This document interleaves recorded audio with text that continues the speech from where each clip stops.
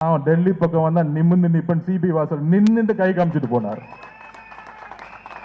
CP office கூப்பிடுறியா, நான் வந்து நிக்கிறேன். முதல் என்கொயரியா, ஒரு என்கொயரி கூட கேன்சல் பண்ணல, ஆப்சென்ட் ஆகல, வந்து நிக்கிற உண்மையை சொல்றதுக்கு நின்ன தலைவர் எங்க தலைவர்.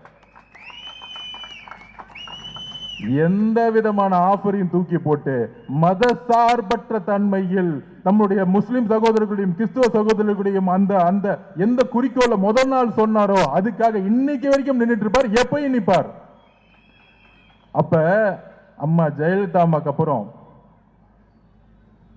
எம்ஜிஆர் அவர்களுக்கு அப்புறம் இந்த திமுகவை எதுக்கணும், டெல்லியில பிஜேபி எதுக்கணும்னா ஒரே உறுதியான தலைவர் இன்னைக்கு தமிழ்நாட்டில் நம்மளுடைய தலைவர் மட்டும்தான். ஸ்டாலின் சார் வந்து மேடைக்கு மேடை பேசுவார், மத சார்பற்றோம் பிஜேபி எல்லாம் பேசுவாங்க. பாண்டிச்சேரியில 4 மணி வரைக்கும் நாமினேஷனை தாக்கல் பண்ண விட்டது எதனால சொல்லுங்க மிஸ்டர் ஸ்டாலின் சார். பாண்டிச்சேரியில நீங்க என்ன ஆளுங்கட்சியா? உங்க கட்சிக்கு என்ன எத்தனை எம்எல்ஏ இருக்கு? காங்கிரஸ் தானே ஆளுங்கட்சியா இருக்கணும்.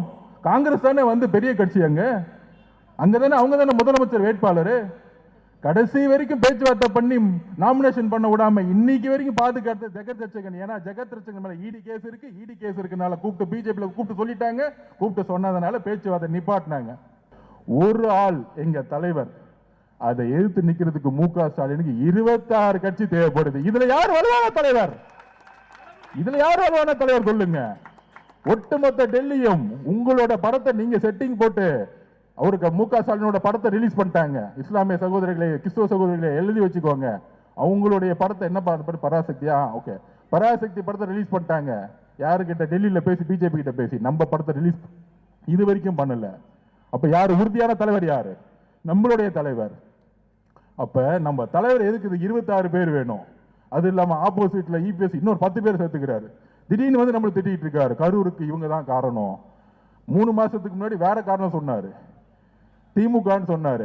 இன்னைக்கு அவரை முதலமைச்சர் ஆகிறதுக்கு நம்ம கட்சி ஆரம்பிச்சிருக்கோம். அதனால அவங்களுக்கெல்லாம் பதில் சொல்லாம வீடு வீடா பூத்து பூத்தா நம்மளுடைய தலைவருடைய முகத்தை, தங்களுடைய தலைவருடைய குறிக்கோள்களை போய் சொல்லுங்க. தமிழகத்தில் ஆட்சி மாற்றம் மிகப்பெரிய அளவில் நடக்கும், எழுதி வச்சுக்கோங்க. பஞ்சாப் எலெக்ஷன் மாதிரி மிகப்பெரிய மாற்றத்தை உருவாக்குவாங்க. அவங்கெல்லாம் நீங்களாம் ஒரு எம்எல்ஏவான்னு கேட்டார் அன்னைக்கு இருந்த பஞ்சாப்ல இருக்கவர் முதலமைச்சர். ஆனால் சாதாரண இளைஞர்கள் ஜெயிச்சுட்டு ஆட்சி மாற்றத்தை உருவாக்கி போயிட்டே இருந்தாங்க, ஆம் ஆத்மி கட்சி மாதிரி. அதனால நாம் நம்புவோம்,